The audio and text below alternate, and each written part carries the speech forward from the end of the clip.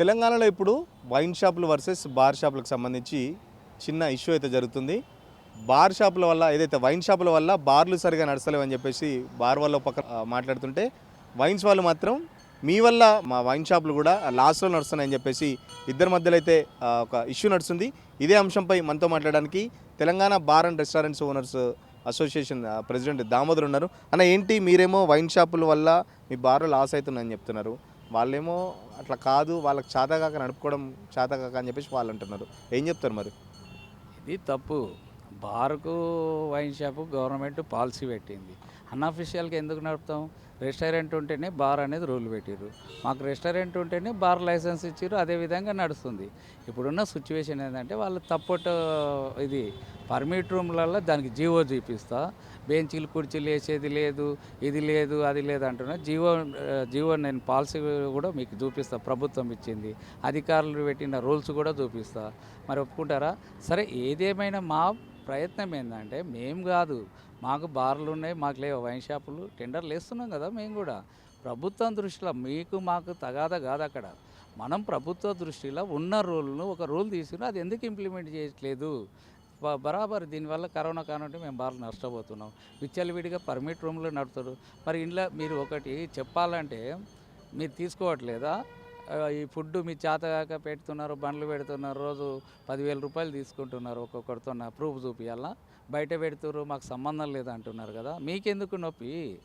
ఇప్పుడు మేము ఉన్న దానికి టెండర్లు ఎవరు వేస్తారో ఎవరు వస్తుందో మాకు సంబంధం లేదు, మేము కూడా వేస్తున్నాం. ఈరోజు మేము 30 ఏళ్ళ నుండి బార్ ఫీల్డ్లో ఉన్నాం, గవర్నమెంట్కి ఏ పాలసీ అని రెవెన్యూ కట్టుకుంటూ వస్తున్నాం.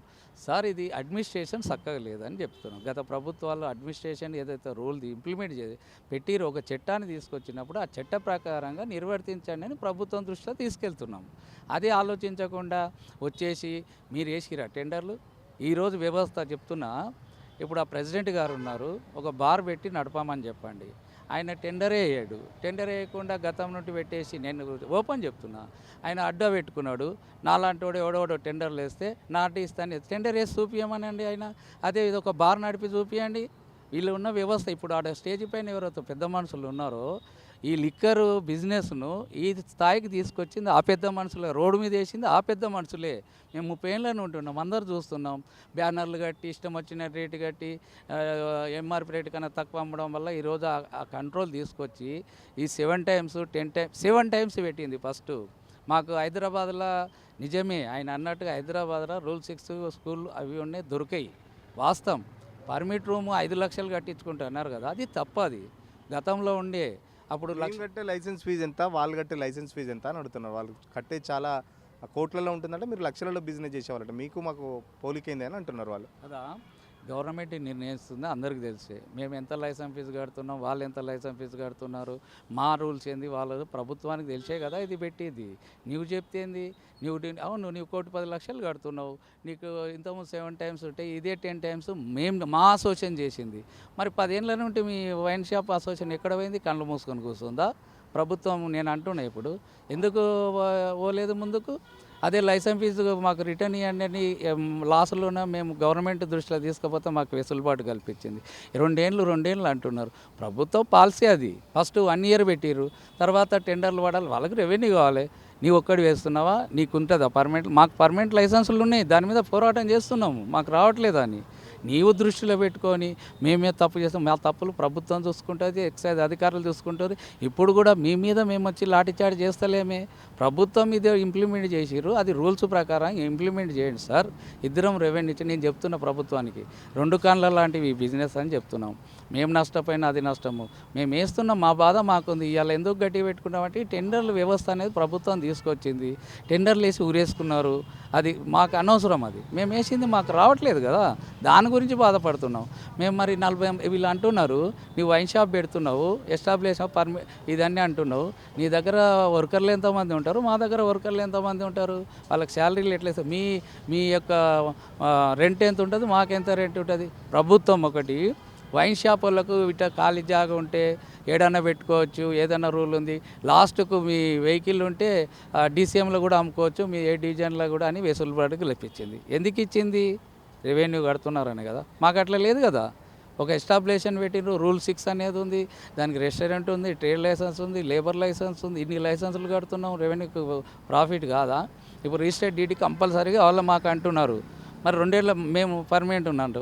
ఆ రిజిస్టర్డ్ డీడీ ఎందుకు వీళ్ళకి ఎందుకు లేదని అడుగుతున్నాం మేము కూడా. అందరికీ ఒకటి రిజిస్ట్రేషన్ డీడీ ఇవ్వాలంటే ఓనర్లు ఇబ్బంది పెడుతున్నారు. ఈరోజు మీరు చేసిన పనికి ఈరోజు వైన్ షాప్ అనగానే 10,000 ఉన్నది, 2 లక్షల కిరాయి చెప్తున్నారు. బార్ అనగానే ఇది ఏంటంటే ఒక వెళ్ళిపోయింది. అది ఎవరు నష్టపోతున్నారు? లైసెన్స్లం కదా.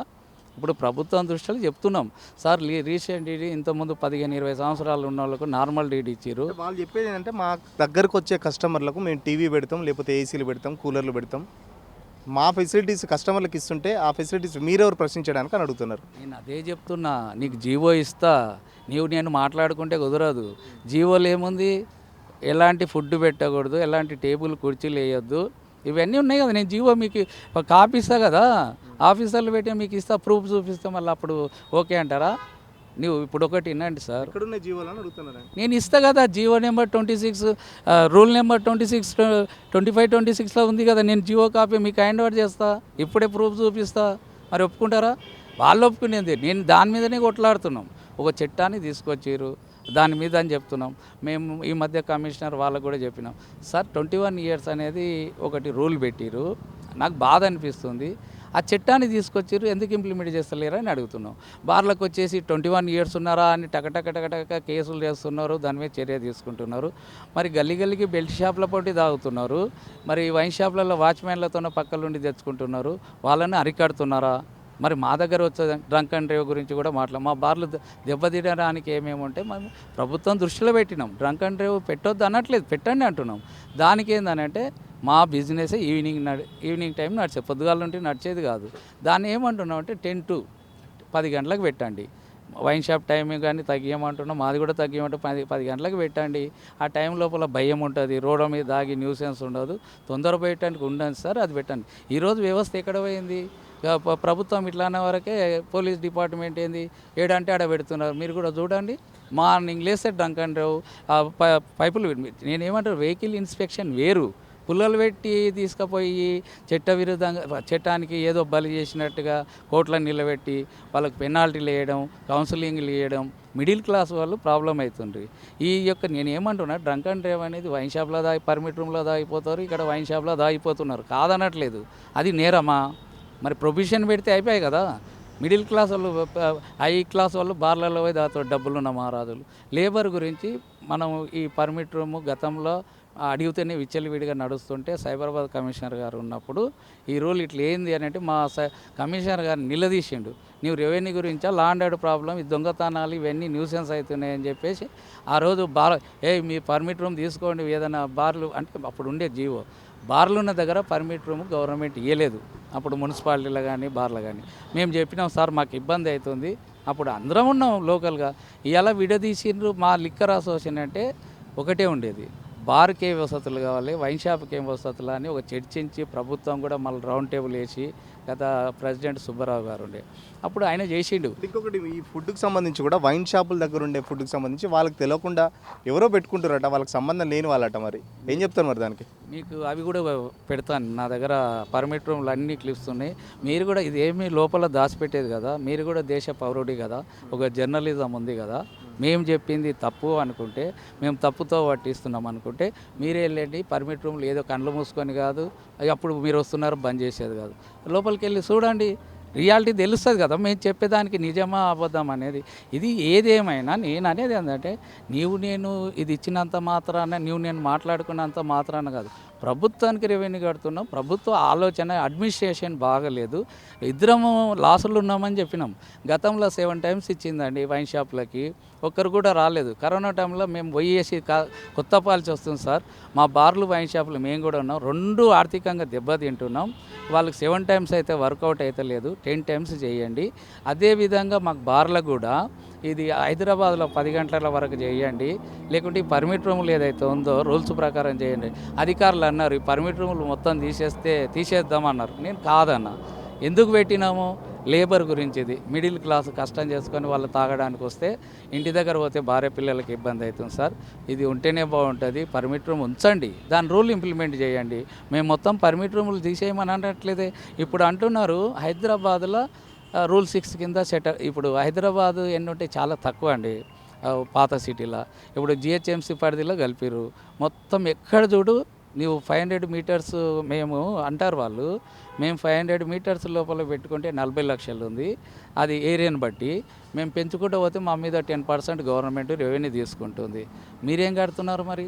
నేను ఏమంటున్నా అంటే మీరు ఇప్పుడు ప్రభుత్వంతో కొట్లాడి పెట్టిన విషయాన్ని మీరు 80% తప్పు చేస్తున్నారు. 80% ఎక్కడ నువ్వు పర్మిట్ రూమ్ లేవంటున్నావు కదా. ఈ జిహెచ్ఎంసీల పరిధిలో మొత్తం చూస్తా, నేను వీడియోలు తీసినవి ఉన్నాయి, అన్నీ చూసినాయి, ప్రభుత్వం దృష్టిలో తీసుకున్నాను. నేను ఒకటే అంటున్నా బ్రదర్, మీరు ఒక జర్నలిజం ఉంది కదా, మీరు వెళ్ళండి వైన్ షాప్ దగ్గర చుట్టుపక్కల ఇలా ఉంటుందని. మేము అది కూడా చేసినాం సార్. మేము కూడా మానవతా దృక్పథంతో చెప్తున్నాం. రెవెన్యూ ముఖ్యం కాదు ఇక్కడ, మాకు కూడా మానవతం ఆడవాళ్ళు రోడ్డు మీద పోతున్నారు. ఈ పర్మిట్ దగ్గర ఈ పార్కింగ్ మాకేమో అన్ని రూల్స్ కావాలి. పార్కింగ్ ఉందా లేదని అంటే పార్కింగ్ లేదే మాకు ఇచ్చిరా లైసెన్స్ ఎక్సైజ్ డిపార్ట్మెంట్ చూసుకుంటుంది. నేను చూసుకోవడం అవసరం లేదు. నేను ప్రభుత్వం దృష్టిలో పెడుతున్నాము. ఈరోజు నిజమే మరి నీవు పదే పదే మమ్మల్ని బదనాం చేస్తున్నారు. బార్ షాపులు వాళ్ళకి నడపడం చేత కాక అవన్నీ మా మీద రుద్దుతున్నారు. వైన్ షాపుల వల్లే బార్లు ఏదో లాస్ అవుతున్నాయని చెప్పేసి పదే పదే మమ్మల్ని బదనాం చేయడం కరెక్ట్ కాదని చెప్పేసి వాళ్ళు అంటున్నారు కదా. బార్ పరిస్థితి ఎట్లుంటుందో ఒక్కసారి ఆడ స్టేజ్ మీద ఉన్న వాళ్ళు ఉన్నారు, నేను చూసిన ఇద్దరికే ఉన్నాయి. ఒక పెద్ద మనిషి బార్ అమ్ముకున్నాడు మొన్న, ఏందన్న అంటే మా వల్ల కాదని. ఇంకో పెద్ద మనిషికి 4-5 బార్లు ఉన్నాయి. వీళ్ళు ఏంటంటే ఇప్పుడు చెప్తుంటే నేనేం బాధ ఏం లేదు. ఇంతకుముందు సిండికేట్లు లేకుండే, ఇప్పుడు ఈ పెద్ద మనుషులు అందరు సిండికేట్ చేసి వాళ్ళతో నిలిచి డబ్బులు వేసి టెండర్లు వేసుకొని గ్రూపు చేసుకొని అమ్ముతున్నారు. కంపెనీ వాళ్ళతోనే డిస్కౌంట్లు చేస్తూ కంపెనీ వాళ్ళని తిడతా నేను. ఇప్పుడు వచ్చే రేటు వచ్చిన తర్వాత ఈ విధంగా చేస్తున్నారు. వాళ్ళ మీద ఇప్పుడు చర్య తీసుకోలేదా? ఇప్పుడు వాళ్ళు సిండికేట్ అయ్యి బార్లను నువ్వు ఇబ్బంది పెడతావు. ఒకసారి మీరు బార్లు పెట్టండి. మీరు స్టేజ్ మీద కూర్చున్న వాళ్ళకు ఆ పెద్ద మనుషులు ఉన్నారు. గతంలో ఈ పాలసీ 7 times ఎందుకు వచ్చింది? ఎంఆర్పి రేట్ కన్నా తక్కువ అమ్మడం, డిస్కౌంట్లు తీసుకోవడం. ఈరోజు నేను చెప్తున్నా 30 ఏళ్ళ నుండి నేనున్నా. ఈ అసోసియేషన్ పెద్ద మనుషులే రోడ్డు మీదకి తీసుకొచ్చిండ్రు లిక్కర్ వ్యాపారాన్ని. ప్రభుత్వానికి రెవెన్యూ కావాలంటున్నారు. మీరు ఆలోచించకుండా ఇన్ని రోజులు ఎక్కడ పోయింది? 10 ఏళ్ల పాలన టీఆర్ఎస్ ప్రభుత్వంలో గత ఉమ్మడి రాష్ట్రం ఉన్నప్పుడు ఉన్న పాలసీ మన ప్రెసిడెంట్ కరెక్ట్ ఉండే. ఒకటే లిక్కర్ అసోసియేషన్కి ఇగో ఈ సమస్యలు ఇట్లున్నాయి, బార్ వాళ్ళకి ఇట్లా ఉండాలి అనేది మేము తీసుకుపోయినారు. నేను కూడా తిరిగిన అప్పట్లో. ఇప్పుడు తెలంగాణ రాష్ట్రం ఏర్పడిన తర్వాత విడదీసింది ఇదే ప్రెసిడెంట్ అడే కమిటీ అని. అందరిని అడగండి, ఈయన ఎన్నుకున్నారా? ఫస్ట్ తెలంగాణ రాష్ట్రం ఏర్పడిన తర్వాత మీటింగ్ పెట్టాలి మీడియేట్ అని సత్యపాల్ రెడ్డి అని ఒక ఓసీ డిస్ట్రిబ్యూటర్ సంపత్ అని ఉండే అందరినీ గ్యాదర్ చేసిండ్రు. అన్న 2 రాష్ట్రాలు ఏర్పడ్డాయి, మీరు కంపల్సరీ రావాలి మీటింగ్ అంటే. నేను కూడా పోయినా దాంట్లో.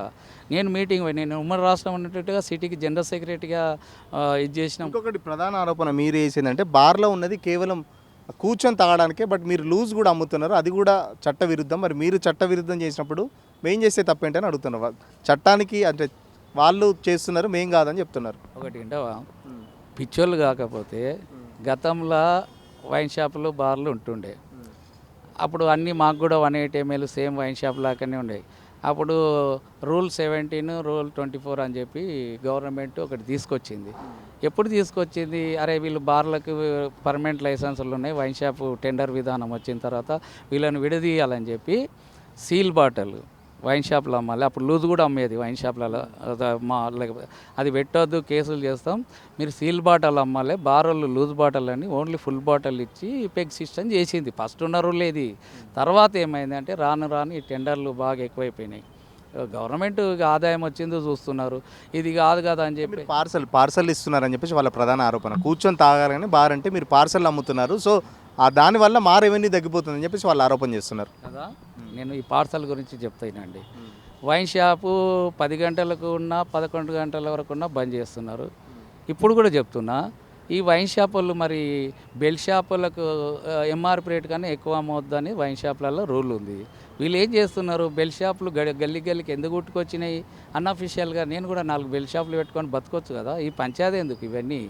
ఇలా గవర్నమెంట్ రెవెన్యూ కావాలని వీళ్ళకు ఇది ఉందని బెల్ షాపులు సిటీలో మరీ ఘోరం. పల్లెటూరు అంటే 10 కిలోమీటర్లు మేము అగినెస్ట్ కాదు.